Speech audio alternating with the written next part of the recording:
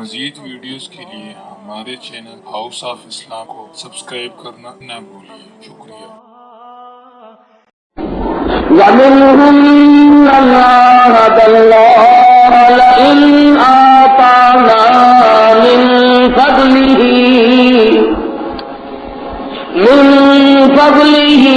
لَنَصَّدَّقَنَّ وَلَنَكُونَنَّ مِنَ الصَّالِحِينَ فَلَمَّا آتَاهُم مِّن فَضْلِهِ بَخِلُوا بِهِ وَتَوَلَّوْا وَهُم مُّعْرِضُونَ۔ صدق اللہ مولانا العلی العظیم وبلغنا رسوله النبی الکریم ونحن على ذلك لمن الشاهدين والشاكرين والحمد لله رب العالمين۔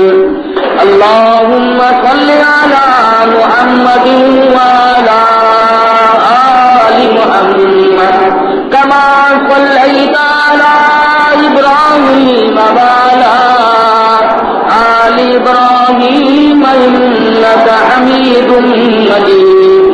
اللهم بارك على محمد وعلى آل محمد كما باركت على إبراهيم وعلى آل إبراهيم إنك حميد مجيد۔ قاری محمد حنیف صاحب دامت برکاتہم ملتان والے زکوٰۃ کے موضوع پر خطاب فرما رہے ہیں۔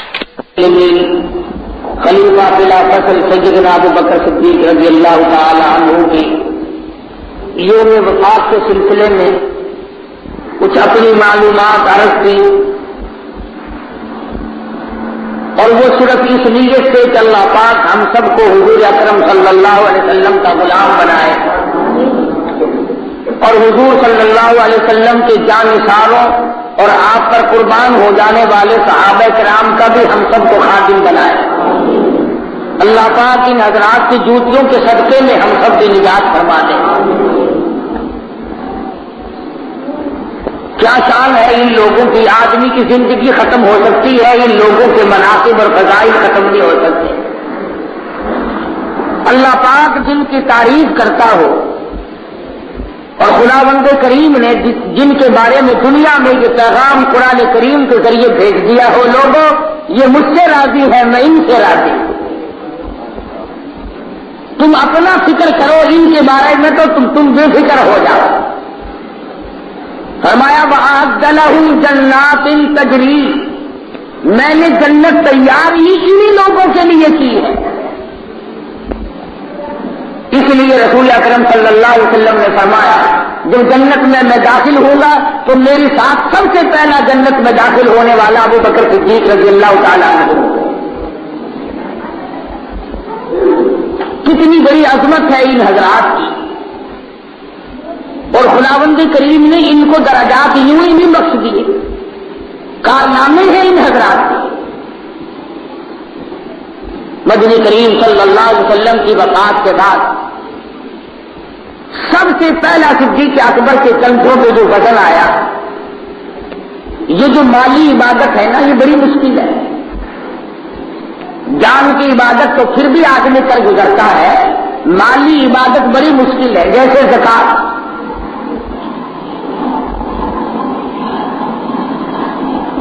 صدیق اکبر کے خلیفہ ہوتے ہی بے شمار لوگوں نے زکوٰۃ کا انکار کر دیا۔ صدیق اکبر نے ان لوگوں کے ساتھ جہاد کیا۔ فرمایا جو آدمی ایک رسی اونٹ کی حضور اکرم صلی اللہ علیہ وسلم کے زمانے میں دیا کرتا تھا، میں ابو بکر اس سے وصول کر کے چھوڑوں گا۔ مالی عبادت کا مسئلہ بڑا ٹیڑھا ہوا کرتا ہے، اسی لیے قرآن کریم کی ایک ترتیب ہے بِأَمْوَالِكُمْ وَأَنفُسِكُمْ، مال کی قربانی پہلے مانگتا ہے، جان کی بات کو لگواتا ہے۔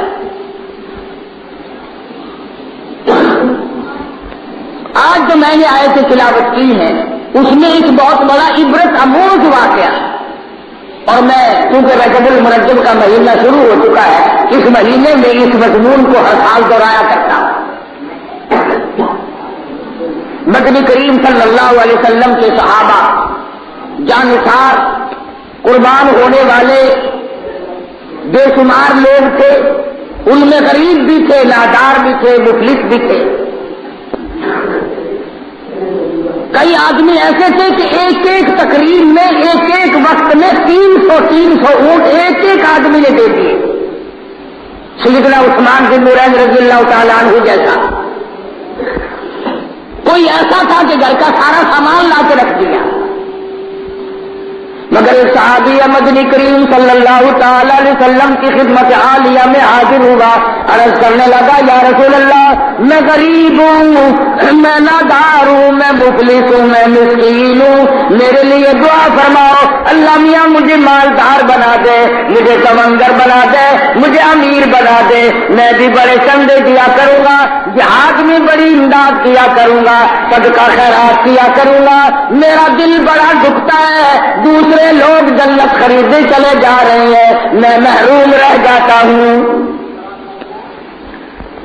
امام الانبیاء محبوب کبریا حضرت محمد مصطفیٰ صلی اللہ تعالی علیہ وسلم نے ارشاد فرمایا، اور صالبہ غریبی اچھی ہے، تیری کوئی ذمہ داری نہیں، مالداری آئے گی، بڑی بڑی ذمہ داریاں آ پڑیں گی، پڑوسیوں کے حقوق بڑھ جائیں گے، عزیز و اقربا کے حقوق بڑھ جائیں گے، رشتے داروں کے حقوق بڑھ جائیں گے، محتاجوں غریبوں کے حقوق بڑھ جائیں گے، جہاد کے اندر تمہیں قربانی دینی پڑے گی، غریبی بڑی اچھی ہے، جانے دے۔ صحابہ کہنے لگا نہیں یا رسول اللہ، میرے ماں باپ آپ پہ قربان ہو جائیں، آپ تو میرے لیے ہاتھ اٹھا کر دعا فرماؤ، اللہ میاں مجھے دولت مند بنا دے، میں بڑی زبردست دین کی خدمت کیا کروں گا۔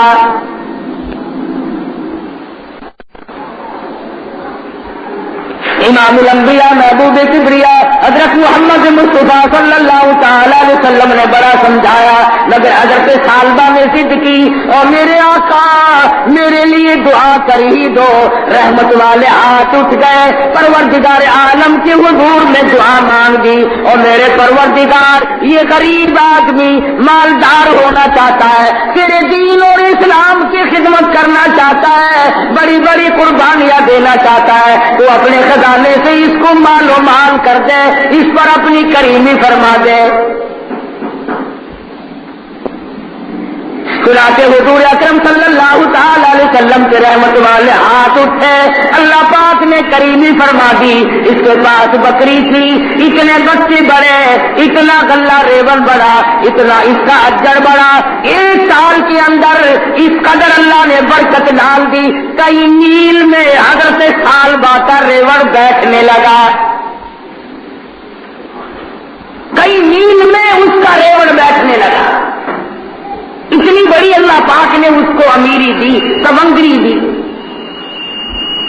حضور اکرم صلی اللہ تعالی علیہ وسلم نے جو مستقل زکات وصول کرنے والے آدمی مقرر کیے ہوئے تھے، مدنی کریم صلی اللہ علیہ وسلم کو پتا تھا، فرمایا او میرے قاصدوں، او میرے امالو، سالبہ کے پاس بھی جانا، اس کی تو بڑی تمنا تھی، میں زیادہ سے زیادہ خدمت کیا کروں گا، میں زیادہ سے زیادہ قربانی دیا کروں گا، اور اب اللہ پاک نے اس پہ بڑا کرم فرما دیا۔ وَمِنْهُمْ مَنْ عَاهَدَ اللَّهَ لَئِنْ آتَانَا مِنْ فَضْلِهِ لَنَصَدَّقَنَّ وَلَنَكُونَنَّ مِنَ الصَّالِحِينَ۔ وہ تو بڑے بڑے وعدے کرتا تھا اور مجھ سے دعا خیر کراتے گیا، اللہ پاک نے اس پر کریمی فرما دی، جاؤ اس سے بھی جا کر زکات وصول کر کے لاؤ۔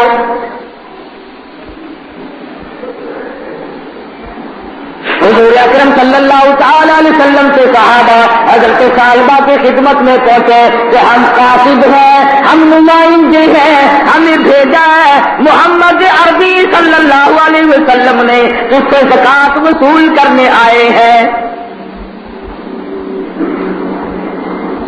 مال کا جو خاصہ ہے، پھر وہ بولنا ہے اللہ کالی کملی والے کا صحبت یافتہ حضور کا صحابی نادار تھا، سب غریب تھا، امیر بنا، مگر دولت نے دماغ خراب کر دیا، نشہ چڑھا دیا۔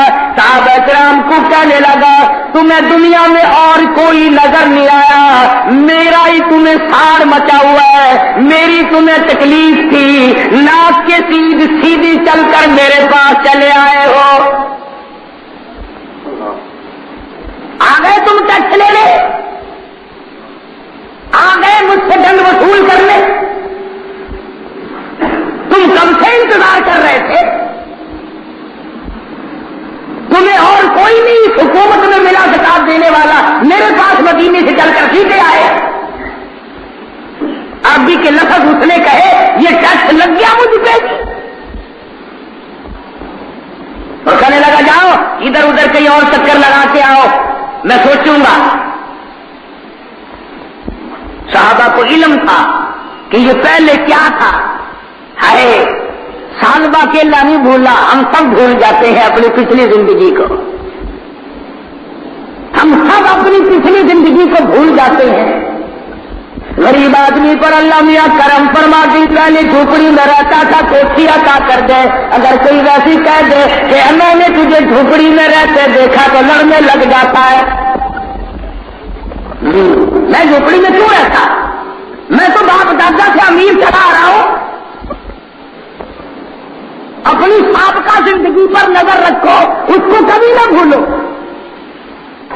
اللہ میاں نے اگر کرم فرما دیا اس کی کریمی کی قدر کرو، اس کی انعام کی قدر کرو، اس کی نعمت کی قدر کرو، مگر اپنی پچھلی زندگی کو نہ بھولو۔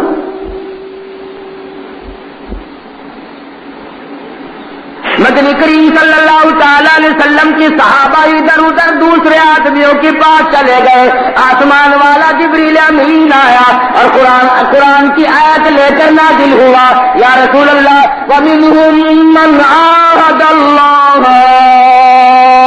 وہ لوگ جو ہم سے کل وعدہ کرتے تھے، ہمارے ساتھ پختی بات کرتے تھے اور مجھ خدا سے وعدہ کیا تھا، وَمِنْهُمْ مَنْ عَاهَدَ اللَّهَ لَئِنْ آتَانَا مِنْ فَضْلِهِ لَنَصَّدَّقَنَّ وَلَنَكُونَنَّ مِنَ الصَّالِحِينَ۔ اللہ بیان فرماتے ہیں باقی وہ لوگ ہیں جو ہم سے وعدہ کرتے ہیں، مجھ سے ایک وعدہ پیمان عہد کرتے ہیں کہ اگر مال اللہ پاک دے دے تو ہم ضرور بالضرور زکات دیا کریں گے، صدقہ خیرات کیا کریں گے، عزیز و اقربا کے حقوق کو چکایا کریں گے، لَنَكُونَنَّ مِنَ الصَّالِحِينَ، ہم نیکوکار لوگوں میں سے بن جائیں گے۔ فَلَمَّا آتَاهُم مِّن فَضْلِهِ، جب میرا فضل ان کو مل جاتا ہے، جب میں مال ان کو عطا کر دیتا ہوں، جب دولت مند بنا دیتا ہوں، مِّن فَضْلِهِ، جب میرا فضل ان کو ملتا ہے، بخلوا بِهِ، بخل کرتے ہیں، وَتَوَلَّوْا وَهُمْ مُعْرِضُونَ، منہ پھیر جاتے ہیں اور کہتے ہیں ہمیں دینے والا کوئی نہیں، ہماری چلاکی نے ہمیں امیر بنا دیا۔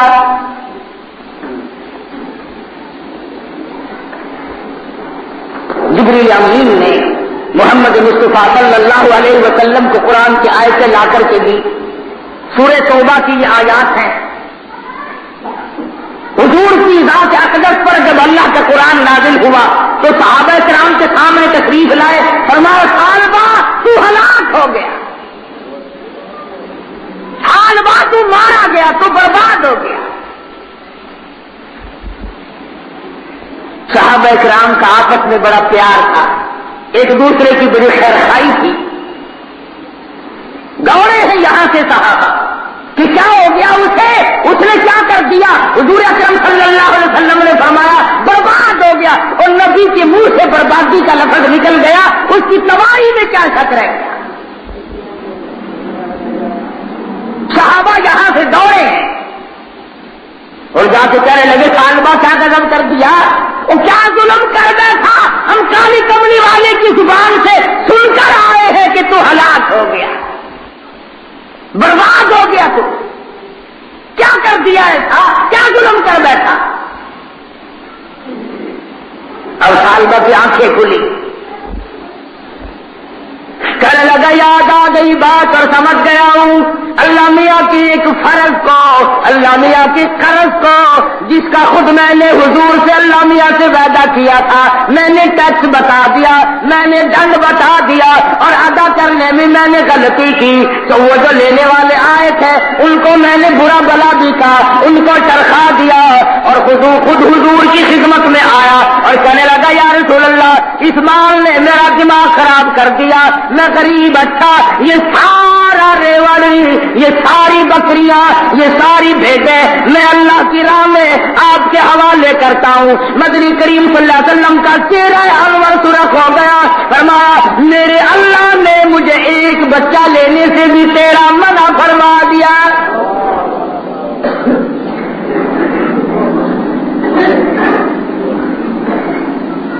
साल बार रोया है दरबार रिसालत में बैठकर, सर पीट लिया, हाय मैं बर्बाद हो गया।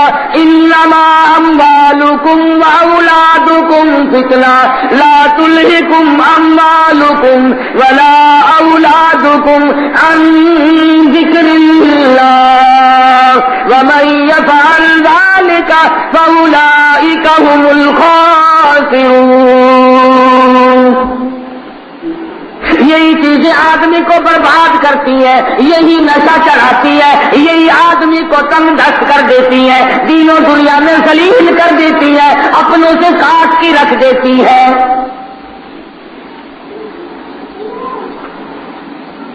सहाबी या तो बकरी का बच्चा देने के लिए तैयार ना था और यह सारा रेवड़ लेकर दरबार रिसालत में हजरत मोहम्मद रसूलुल्लाह सल्लल्लाहु अलैहि वसल्लम के दरबार में बैठा है। हुजूर ने फरमाया तेरा एक इतना बच्चा लेने से भी मेरे खुदा ने मुझे रोक दिया।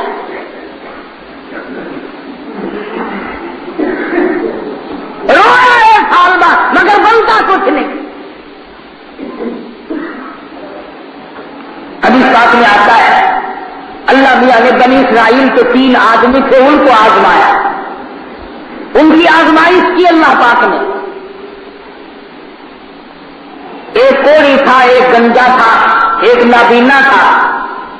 तीनों आदमियों के अल्लाह पाक ने आजमाइश की, इम्तिहान चाहा। फरिश्ते को हुक्म मिला तीनों के पास जाओ, तो फरिश्ता कोढ़ी के पास गया और जाके कहने लगा क्या हाल है तेरा? उसने कहा देख ले कोढ़ मुझे लगा हुआ, पूरी दुनिया मुझसे नफरत करती है, पास बैठने के लिए कोई तैयार नहीं, खानदान वाले अपने पराए तमाम से तमाम नफरत करते हैं, बुरा हाल है, सारा बदन मेरा गला हुआ है, कोढ़ लगा हुआ। फरमाया तुझे क्या चाहिए? तो कहने लगा मैं तंदुरुस्त हो जाऊं। और क्या चाहिए मुझे? फरिश्ते ने उसके बदन से हाथ फेर दिया, अल्लाह पाक ने सही सालिम बिल्कुल तंदुरुस्त कर दिया। और उसके बाद पूछा तुझे दुनिया में क्या माल प्यारा है, तुझे किस माल से प्यार है दुनिया में? कहने लगा ऊंट बड़े प्यारे लगते हैं। एक गाभन ऊंटनी उसके हवाले कर दी और दुआ की अल्लाह इसमें बरकत अता फरमाए। कोढ़ी से तंदुरुस्त हुआ, अल्लाह पाक ने करीमी फरमाई। फिर एक ऊंट अल्लाह पाक की तरफ से मिला, एक ऊंटनी, उसकी नस्ल इतनी बड़ी बहुत ज्यादा। फिर वही फरिश्ता गंजे के पास गया और जाके कहने लगा तुझे क्या चाहिए?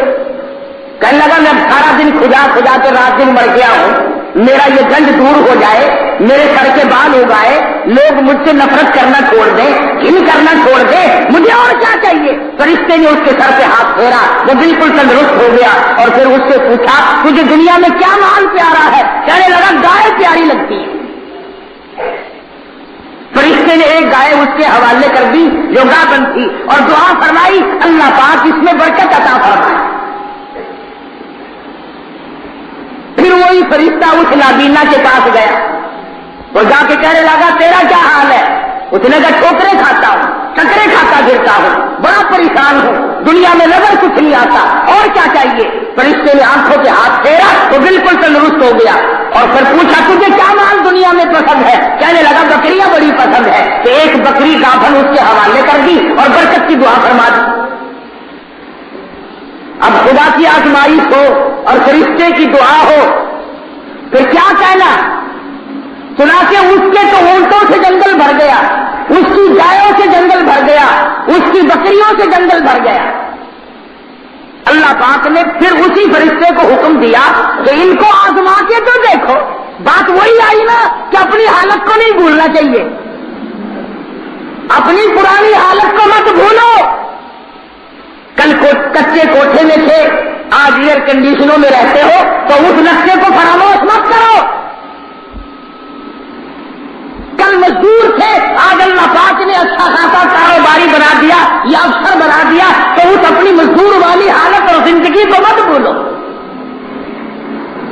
اللہ پاک کے حکم سے وہی فرشتہ پھر ان تینوں کے پاس آیا اور سب سے پہلے آ کر کے کوڑی کو کہنے لگا، میں نے سنا ہے، دیکھو یاد بھی تو دلایا، میں نے سنا ہے تو کوڑی تھا، لوگ تجھ سے نفرت کیا کرتے تھے، گن کیا کرتے تھے، اللہ پاک نے تجھ پر کریمی فرمائی، تجھے تندرستی عطا فرمائی، اور میں نے سنا ہے تو بالکل غریب آدمی تھا، اللہ پاک نے تجھے اپنے فضل و کرم سے اونٹ عطا فرمائے۔ میں مسافر ہوں، میں غریب ہوں، میرا وطن بڑا دور ہے، ایک اونٹ تجھ سے سواری کے لیے مانگتا ہوں، میں مجبور معذور ہوں، بڑا پریشان حال ہوں، مسافر ہوں جس پہ سوار ہو کر میں اپنے گھر پہنچ جاؤں، اللہ کے نام پہ تجھ سے ایک اونٹ کا سوال کرتا ہوں جس نے یہ تجھے اتنے سارے اونٹ عطا فرمائے اور کوڑی سے تندرستی عطا فرمائی۔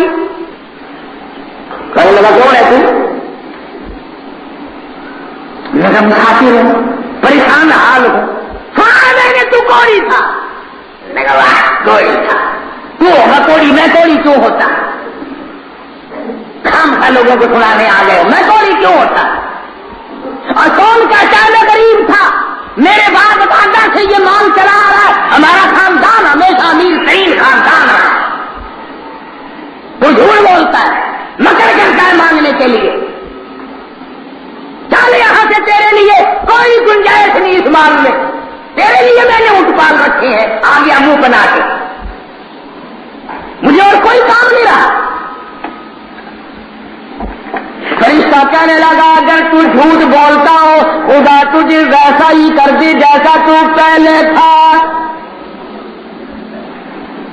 ایک سیکنڈ میں سارے اونٹ مر گئے اور حضرت فوراً کوڑی کے کوڑی ہو گئے۔ پھر گنجے کے پاس گیا وہی فرشتہ اور جا کے کہنے لگا میں نے سنا ہے تو گنجا تھا، اللہ پاک نے تجھ پہ کریمی فرمائی، مالک کائنات نے تجھ پر بڑا فضل فرمایا، اللہ پاک نے تندرستی دی، تیری وہ بیماری دور کر دی، اور میں نے سنا تو بڑا غریب تھا، اس مالک نے تجھ پر کریمی فرمائی، اس کے فضل سے تو امیر ترین آدمی بن گیا۔ ایک گائے اللہ نام پہ تجھ سے سوال کرتا ہوں، اس پروردگار کے نام پہ مانگتا ہوں جس نے تجھے یہ سب کچھ بخشا ہے، میں وہ گائے بچہ بیچ کوچ کر اپنا سفر پورا کر لوں گا، میں مسافر ہوں، میرا خرچ ختم ہو گیا، بالکل غریب ہوں، اللہ کے نام پہ اس خدا کے نام پہ تجھ سے سوال کرتا ہوں جس نے تجھے سب کچھ بخشا، تیری بیماری دور کی۔ جناب کہاں کے رہنے والے ہیں؟ میں تو مسافر ہوں، آپ کو اس سے کیا ہے؟ تمہیں کس نے کہا میں گنجا تھا؟ ہر اگر زبان پر یہ بات لائے کون کہتا ہے میں گنجا تھا؟ اور تمہیں کس نے کہا میں غریب تھا؟ میرے باپ دادا سے پر دادا سے اوپر سے ہم لوگ مالدار چلے آئے۔ فرشتہ کہنے لگا اگر تو جھوٹ بولتا ہوں خداوند کریم تجھے ویسا ہی کر دے جیسا تو پہلے تھا۔ ساری گائے مر گئی اور حضرت فوراً پھر گھر میں سجانے لگ گئے۔ پھر فرشتہ اس نابینا کے پاس پہنچا، آنکھوں سے محتاج کاندھے کے پاس پہنچا اور جا کے کہنے لگا میں نے سنا تیری آنکھیں نہیں تھی، تو ٹکرے کھاتا پھرتا تھا، تو ٹھوکرے کھاتا پھرتا تھا، تو دوسروں کا چلنے پھرنے میں محتاج تھا، پروردگار عالم نے تجھ پہ کریمی فرمائی، پروردگار عالم نے تجھ پر رحیمی فرمائی، تجھے دوبارہ نگاہ عطا فرمائی، اور میں نے سنا تو بالکل غریب آدمی تھا، مفلس اور نادار تھا، نیک ایک فقیر آدمی تھا، اللہ پاک نے تجھے بکریاں عطا فرمائی، مالدار بنا دیا۔ حدیث پاک میں آتا ہے، فرمایا مدنی کریم صلی اللہ علیہ وسلم نے یہ سن کر کے رونے لگا اور کہنے لگا واقعی تو بالکل سچ کہتا ہے، میں محتاج تھا، میں مجبور تھا، میں معذور تھا، میں بالکل فقیر تھا، میری آنکھیں بھی نہیں تھی، مالک کائنات نے مجھے آنکھیں عطا فرمائی اور یہ سارے کا سارا مال اسی کا عطا کرتا ہے، اسی نے مجھے یہ سب کچھ بخشا ہے۔ تو بالکل سچ کہتا ہے، میں بالکل معذور تھا، محتاج تھا، میری نگاہ نظر نہ تھی، مجھے نظر کچھ نہیں آتا تھا، اس مالک کی کائنات کا مجھ پر کرم ہوا، اس کی عنایت ہوئی، اس کی مہربانی ہوئی، اس کی بندہ نوازی نے مجھے دنیا میں زندہ کر دیا، میں دوبارہ دنیا کو دیکھ رہا ہوں اور میں بالکل غریب تھا، اللہ پاک نے مجھے مالدار بنا دیا۔ کہنے لگا جا تجھے اختیار ہے، جتنی بکریاں چاہے لے جا، جتنی چاہے چھوڑ جا، اگر تیرا دل چاہے تو اس خدا کے نام پہ سوال کرتا ہے جس خدا نے میری زندگی بدل دی، جس خدا نے مجھے نظر بخشی، جس خدا نے مجھے دولت بخشی، میں کیسے جواب دوں؟ سارے مال کا تجھے اختیار ہے، اگر تیرا دل چاہے تو سارے کا سارا لے جا، میں تجھ سے ایک بکری روکنے والا نہیں، میں نہیں روکنے کا، اور میرا ہے ہی نہیں، یہ دیا ہی پروردگار عالم نے۔ فرشتہ کون سا بکری کا گوشت کھانے والا تھا یا اسے دودھ پینا تھا؟ بس وہیں کھڑے ہو کر اور میں دعا کر دی، اللہ پاک تیرے مال میں برکت عطا فرمائے، فقط تم تینوں کی آزمائش تھی، وہ فیل ہو گئے، برباد ہو گئے تو کامیاب ہو گیا۔ تو یہ مال و دولت جو ہے یہ بھی ایک امتحانی پرچہ ہے، اس کی بڑی ذمہ داریاں ہیں۔ دیکھ لو مدنی کریم صلی اللہ تعالی علیہ وسلم کا صحابی ہو کر کے مارا گیا اور آنکھ کھلی تو حضور اکرم صلی اللہ علیہ وسلم ناراض ہوئے، فرمایا میں تو ایک بکری کا بچہ لینے کے لیے تیار نہیں، میرے پروردگار نے مجھے منع فرما دیا۔ علماء کرام نے لکھا ہے ابو بکر صدیق رضی اللہ تعالیٰ عنہ کی خدمت میں آیا، یہ سارا مال سنبھال لو، صدیق اکبر نے بھی جواب دے دیا، جب مدنی کریم صلی اللہ علیہ وسلم نے نہ لیا میری کیا مجال ہے کہ میں قبول کروں؟ فاروق اعظم نے بھی جواب دے دیا۔ صالبہ کا انتقال سیدنا عثمان بن نورین رضی اللہ تعالیٰ عنہ کی خلافت کے موقع پہ ہوا، مگر حضور کے کسی خلیفہ نے زکات کی ایک بکری بھی قبول نہ فرمائی۔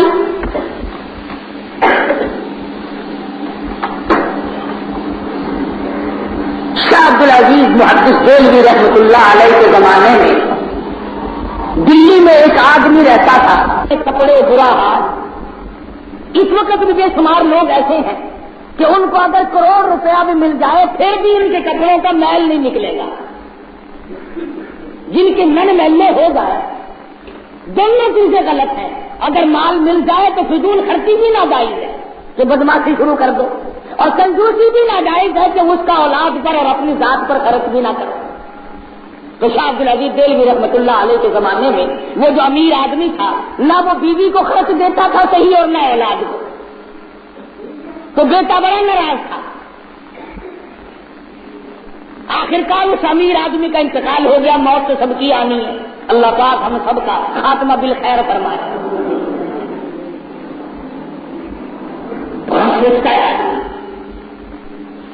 جب مر گیا تو بیٹا بڑا ناراض تھا، اس نے اشرفیوں کا تھیلا بھرا اور قبر میں ساتھ رکھ دیا کہ جاؤ تم نے ہمیں زندگی میں کھانے پینے کو دیا نہیں، اپنی دولت کو ساتھ لے جاؤ، جاؤ دفع ہو جاؤ یہاں سے، ہم تمہاری دولت کو نہیں کھاتے۔ باپ کی قبر میں چپکے سے کسی بہانے سے تھیلا ساتھ ہی رکھ دیا اشرفیوں کا بھرا ہوا۔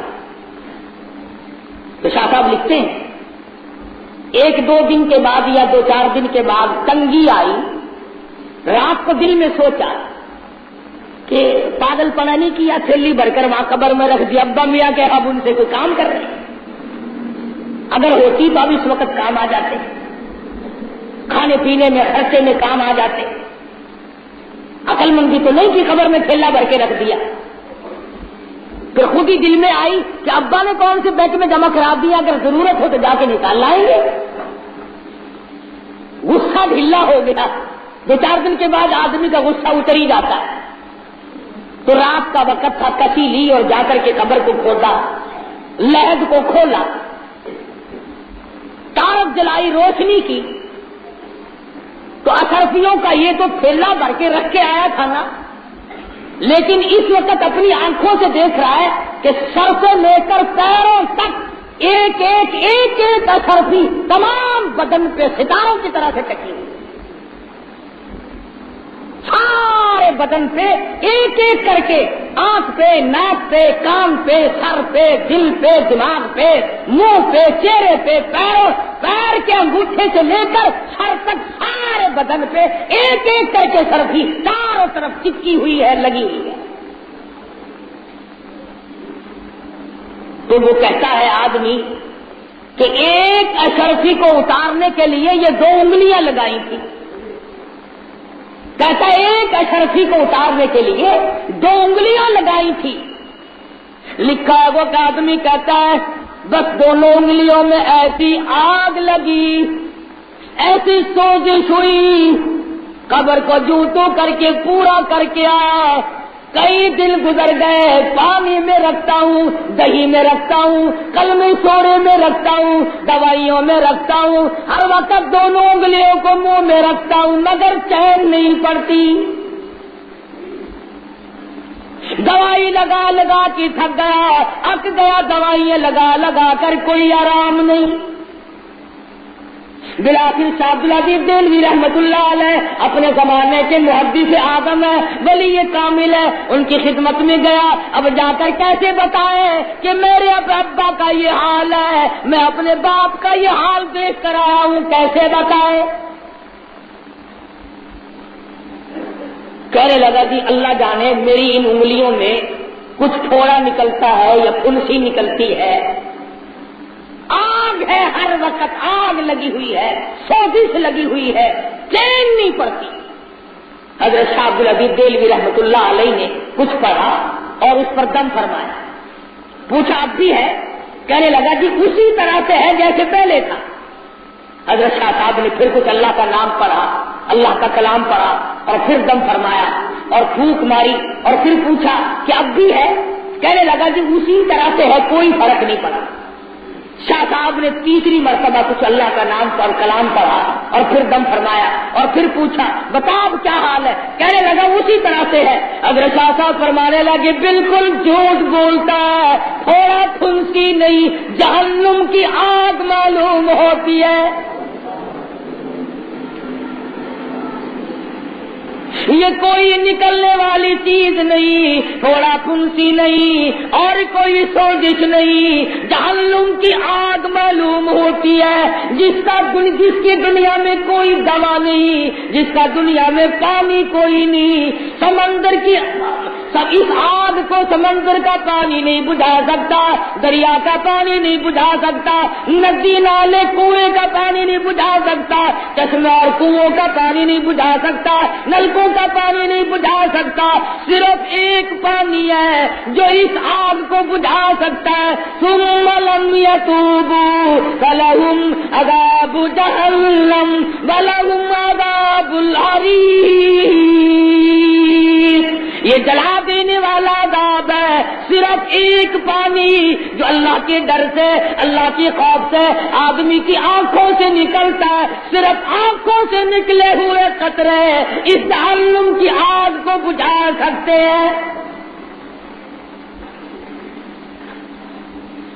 اور کوئی آگ نہیں بجھا سکتی اس آگ کو، اور پانی کوئی دنیا میں ہے ہی نہیں جو بجھا دے. اور آج ہمیں ان آنکھوں کی توفیق نہیں. ہمیں رات کو کبھی چارپائی پہ لیٹ کر دل میں یہ آیا ہی کبھی نہیں کہ میں نے جہنم کی آگ سلگائی تو ساری عمر بجھائی بھی کبھی ہے. ہم نے یہ سوچنا چھوڑ دیا کہ میں نے اپنے اوپر جہنم کھولنا تو ہے، کبھی بند کرنے کا بھی طریقہ سوچا ہے. کون آدمی کی زندگی ہے جو اپنی زندگی کو بنانے کے لیے اور حضور اکرم صلی اللہ علیہ وسلم کی تمام حدیثوں کو سوچ کر سامنے لائے. فرمایا کلما نضجت جلودهم بدلناهم جلود غیرها لیذوقوا العذاب. جہنم کی آگ اتنی شدید ہے، 70 چمڑے کی بنتی چلی آئیں گی، آگے جل رہی ہے، پیچھے بن رہی ہے، پھر جل رہی ہے، پھر بن رہی ہے، 70 اسی طرح سے جل رہی ہے اور نیا چمڑا بن رہا ہے جہنم میں. لیذوقوا العذاب،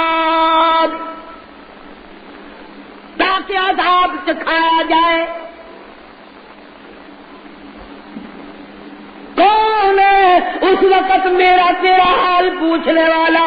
فرمایا لہم من فوقہم ظلل من النار ومن تحتہم ظلل. بچھونا بھی آگ کا، اوڑھنا بھی آگ کا. اِنَّا أَعْتَدْنَا لِلظَّالِمِينَ نارن احاط بہم سرادقها. چاروں طرف سے آگ کے انگاروں میں لپیٹ دیا جائے گا. مسلم شریف میں روایت موجود ہے، ایک آدمی کی زبان اتنی باہر نکل آئے گی مارے پیاس کے 18 آدمی اس پہ کھڑے ہو سکے. ارشاد فرمایا مدنی کریم صلی اللہ تعالی علیہ وسلم نے، او لوگوں جہنم کی آگ سے پناہ مانگو، اتنا ذلیل کر دے گی آدمی کے یہ ہونٹ، یہ لب، اوپر کا ہونٹ سوج کر کمر پہ پیچھے جا پڑے گا، نیچے کا ہونٹ سوج کر پیروں کے انگوٹھوں پہ آ پڑے گا، اور تمام بدن پھول کر سوج کر 3 میل لمبا 3 میل چوڑا ایک آدمی کا بدن ہو جائے گا.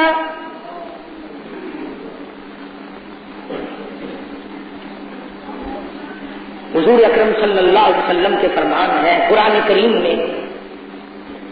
یہ کوئی صحابی کے ساتھ مخصوص نہیں کہ قرآن کی یہ آیتیں صرف اس کے لیے اتری، یہ میرے تیرے لیے قیامت تک کے جو لوگ بھی لا الہ الا اللہ محمد الرسول اللہ صلی اللہ علیہ وسلم پڑھنے والے ہیں سب کے لیے یہ آیتیں اتری ہیں.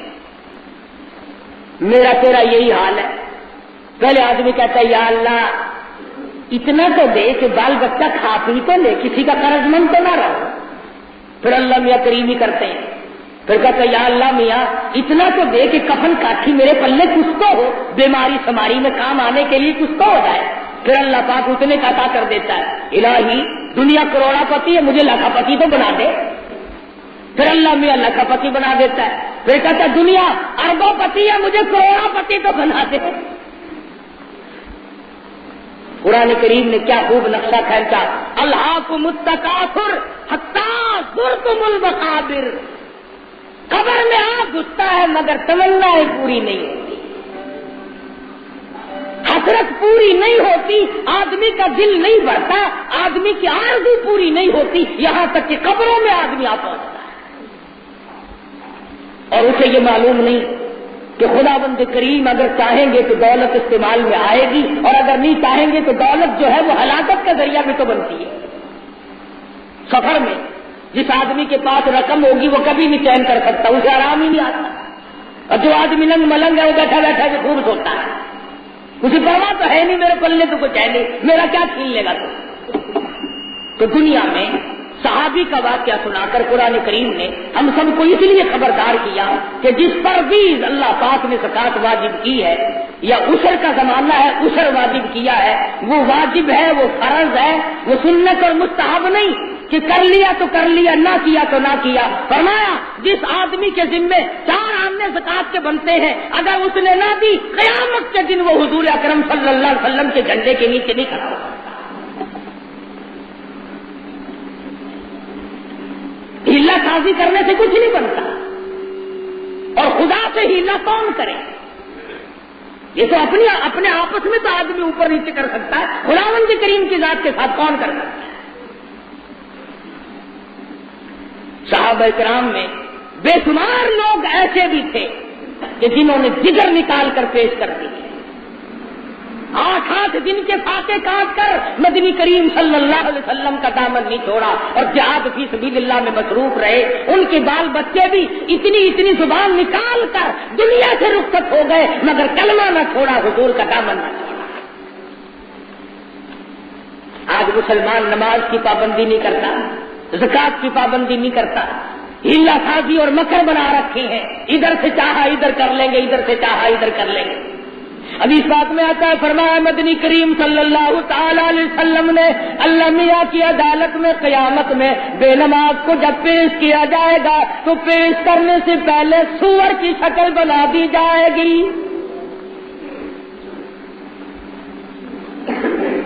مدنی کریم صلی اللہ تعالی علیہ وسلم فرماتے ہیں جب میں معراج میں گیا میں نے ایک مخلوق دیکھی، میں نے قوم دیکھی، اتنا سڑا ہوا گوشت کھا رہی تھی، اتنا بدبودار مردار کھا رہی تھی۔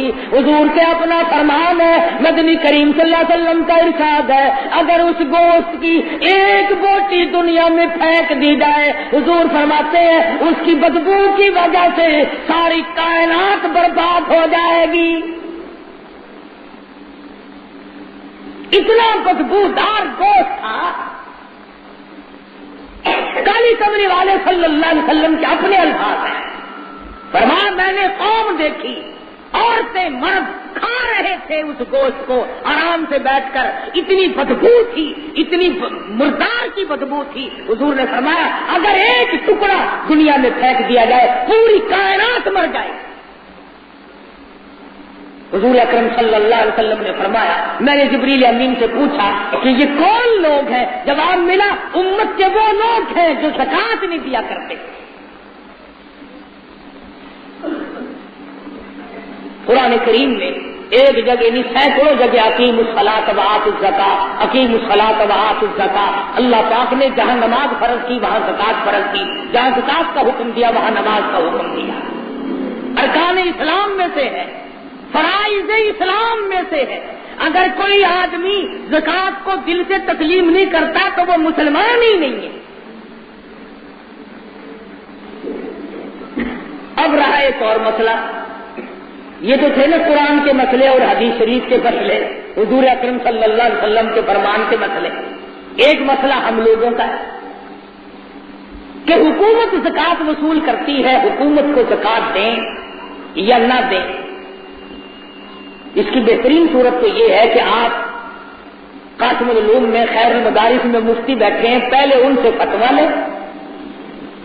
جب ہم ہر مسئلے کا فتویٰ اپنے مفتیوں سے لیتے ہیں اور ان کے فرمان پہ عمل کرتے ہیں تو زکات کا مسئلہ بھی ہمیں ان سے پوچھنا چاہیے، جو وہ مفتیان حضرات فتویٰ دے دیں اس فتوے پہ عمل کیجیے۔ بڑے بڑے مدرسوں والے جو مفتی بیٹھے ہیں جو مور لگا کر کے، یہ نہیں سڑک چلتا ہوا ہے کہ صوفی داری والا جا رہا سائیکل پہ چلا ہوا، صوفی کی ذرا ٹھہری کہ مسئلہ بڑا سوا الزام الحق جو زکات زندہ کھڑے ہی کو لے ہوں گے کہے نا، تمہارے دلوں میں دین کی قدر ہے تو اتنی، اگر کوئی فوجداری مقدمہ گلے میں پڑ جائے پھر آپ وکیلوں کے پاس جا سکتے ہیں اور کالی کمری والے کے دین کا مسئلہ پوچھنے کے لیے مدرسے میں نہیں جا سکتے، وہاں سے معلوم کرو، جو وہ بتائے اس پر عمل کرو۔ بہرحال ہماری تحقیق اپنی یہ ہے کہ جب تک بیت المال قائم نہ کیا جائے، جب تک صحیح معنوں میں زکات کا مصرف ثابت نہ کیا جائے، اس وقت تک اس طرح کی زکات دینے سے میں اپنے نزدیک جائز اور ادا نہیں سمجھتا۔ میں مولوی ہوں، بغیر مہر کا، مہر تو میرے پہ ہے نہیں، بغیر مہر کا مسئلہ میں نے بتا دیا کہ میں ذاتی طور پر گورنمنٹ کو زکات دینے کے حق میں نہیں ہوں۔ اب تم ایک اور بات سوچ رہے ہوں گے، اس لیے ضیاء الحق کو زکات نہیں لگتی، اب کہے گا میرے مدرسے میں دے دیا کرو۔ یہ بات نہیں، وہ تمہاری اپنی مرضی۔ مسئلہ بتاؤں گا، حق ذوی القربیٰ تیری بہن غریب بیٹھی ہے، اس کی جوان بیٹی شادی بغیر بیٹھی ہے، تیری بھتیجی بیٹھی ہے، تیری بھانجی بیٹھی ہے، تیرے خانہ کے پاس 2 لڑکیاں جوان بیٹھی ہیں، اور تو دولت مند بنا ہوا مدرسوں میں بھاگتا پھرتا ہے، اور تو اپنی بھتیجیوں کے ہاتھ پیلے کر سب سے بڑا تیرا یہ حق زکات کا بنتا ہے۔ عزت بچا، آبرو بچا اپنے خاندان کی۔ ذویل قربا ذویل قربا ذویل قربا قرآن کہتا ہے۔ عزیزوں میں، رشتہ داروں میں نظر مار پہلے، ان کو دے، کپڑا دے، زیور بنوا کر دے دے، برتن خرید کر دے دے، اور کوئی کپڑا جوڑا بنا کر کے دے دے، یہ بتانا بھی ضروری نہیں کہ میں زکات سے دے رہا، بلکہ وقت اجازت نہیں دیتا، ورنہ میں تمہیں ایک بات بتاتا۔ مولانا اشرف علی تھانوی سبقہ جو رحمۃ اللہ علیہ، مولانا نے لکھا ہے کہ ایک آدمی حج کے لیے بالکل تیار، لوگوں سے مل ملا چکا، تیاری کر لی، جس وقت بالکل روانہ ہونے لگا، گھر سے نکلنے لگا، میاں بیوی، محلے کی ایک عورت ملنے آئی اور کہنے لگی آپ حج پہ چل دیے، ذرا دعا کر دینا، میں غریب کی 2 بیٹیاں بیٹھی ہیں، ٹھکانے لگ جائے، میری عزت بچ جائے، اچھے پاسے چلے ہو، بیت اللہ میں چلے ہو، ذرا میرے لیے دعا کر دینا، مجھ غریب کی بیٹیاں کو لینے کے لیے بھی تیار نہیں۔ مولانا نے لکھا ہے کہ وہ حاجی تو خیر سوچ ہی رہا تھا، بیوی بڑی سمجھدار تھی، کہنے لگی ہم اللہ پاک کو اگر منظور ہوا اگلے سال چلے جائیں گے۔ اس زمانے میں قرآن اندازی تو ہوتی نہیں تھی، اس مرتبہ یہ پیسہ اس کی بچیوں پہ خرچ کرے، عزت بچاؤ، حج تو پھر ہو جائے گا، جوانی ہے، شباب ہے، حسن ہے، غربت نے سب چیزوں کو برباد کر دیا۔ چنانچہ میاں بیوی کا مشورہ ہوا اور دونوں نے مل کر ان بچیوں کے ہاتھ پیلے کر دیے، ان کی شادی کا بندوبست کر دیا۔ مولانا اشرف علی تھانوی رحمۃ اللہ علیہ نے لکھا ہے کہ وہاں مزدلفہ میں، عرفات کے بعد مزدلفہ میں قیام ہوتا ہے، اللہ پاک سب کو نصیب فرمایا، آمین۔ کہتے ایک آدمی نے خواب دیکھا، 2 سبز لباس والے آئے اور کہنے لگے بھائی کتنوں کا حج قبول ہوا اس سال؟ کہ 6 کا، پوری کائنات میں سے لاکھوں میں سے 6 کا۔ اس نے کہا وہ کون ہے؟ وہ کون ہے؟ تو وہ ہندوستان کا آدمی خواب دیکھنے والا تھا، وہ کہتا ہے کہ 5 آدمیوں کا نام تو اور جگہ کا لیا گیا، اور 6واں نام اس آدمی کا لیا جو بیت اللہ میں اس سال گیا بھی نہیں، کہ اس کا بھی قبول ہو گیا۔ پھر کہتا آواز آئی 6 کے صدقے میں ساروں کا ہی قبول ہو گیا، ساروں کا ہی اللہ پاک نے قبول کر لیا۔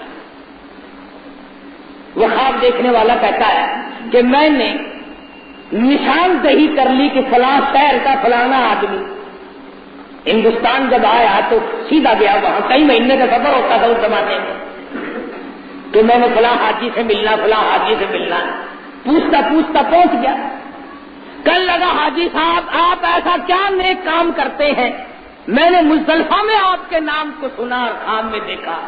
وہ رونے لگا، کہنے لگا بھائی میں تو اس سال جا بھی نہیں سکا، تیار بالکل تھا، جا نہیں سکا، اللہ پاک نے نصیب میں کیا تھی اس سال انشاءاللہ ضرور جاؤں گا، اب کہ میں نہیں جا سکا۔ وہ کہنے لگا تو گیا نہیں اور میں نے تیرا نام وہاں سنا، تیرے شہر کا نام اور تیرا نام سن کر مزدلفہ میں نے سنا اور میں یہاں آیا ہوں، پھر تو نے ایسا کیا کام کیا ہے؟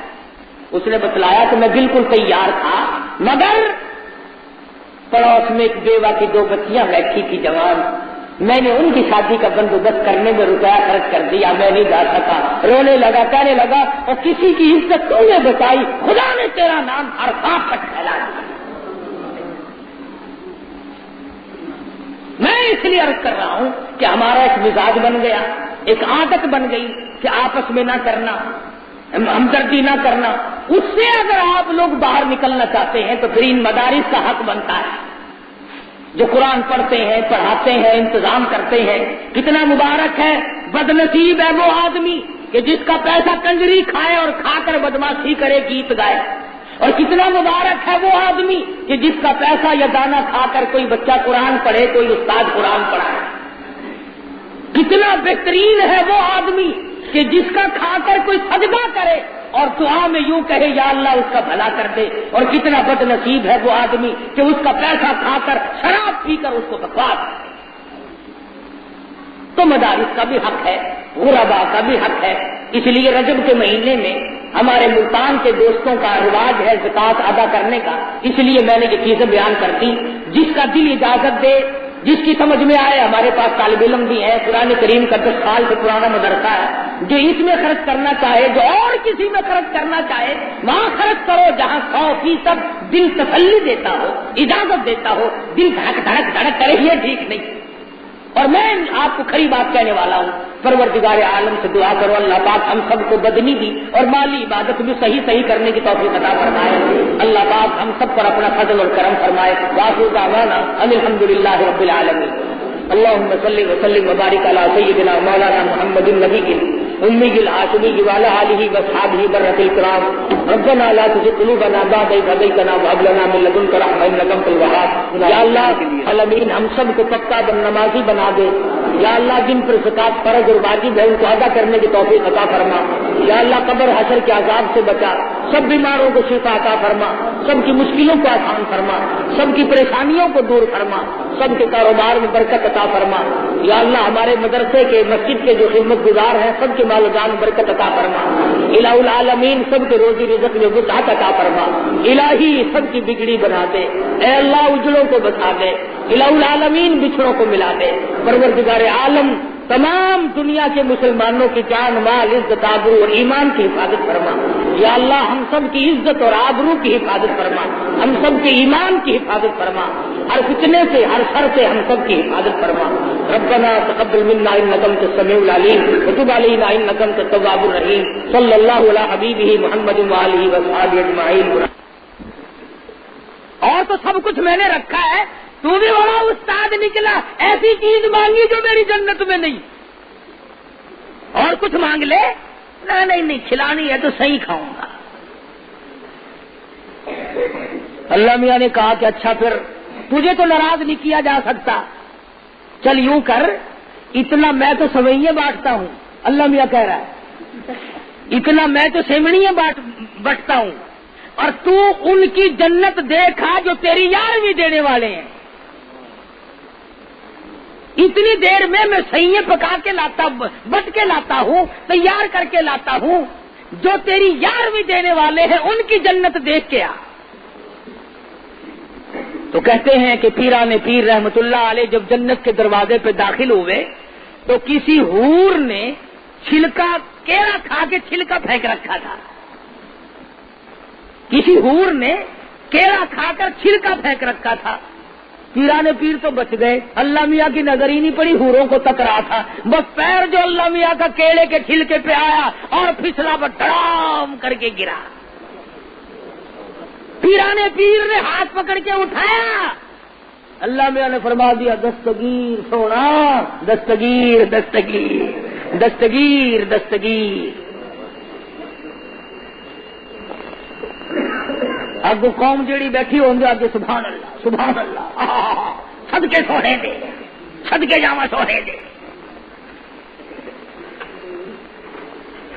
تھوڑی سی بات میں نے عرض کر دی، آخر مرو گے، قبروں میں جاؤ گے، قیامت آئے گی، پولیس رات آئے گی، امام الانبیاء صلی اللہ علیہ وسلم کا ہاتھ ہوگا، ہمارا دامن ہوگا، کیونکہ اس کا کلمہ جو پڑھتے ہیں اللہ کی عدالت میں ساری زندگی کا حساب دینا پڑے گا۔ خدا کے لیے قرآن کا مقابلہ گپوں سے نہ کیا کرو۔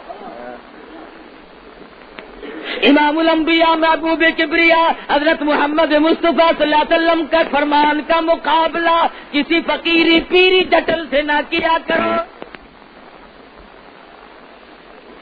آؤ میں بتاؤں، تذکرۃ الاولیاء کتاب اٹھاؤ، علامہ شیخ عبد القادر جیلانی رحمت اللہ علیہ حج کے لیے تشریف لے گئے مقام ابراہیم پہ، اللہ کے دربار میں بیت اللہ میں سر سجدے میں رکھا ہوا ہے اور رو رہے ہیں، اور ایک ہی آواز ہے، او قادر، اے قادر، اگر عبد القادر کو معاف نہ کیا تو میں کس دروازے پہ جا کے مروں گا؟ آخر دعوانا الحمدللہ رب العالمین۔ مزید ویڈیوز کے لیے ہمارے چینل ہاؤس آف اسلام کو سبسکرائب کرنا نہ بھولیں۔ شکریہ۔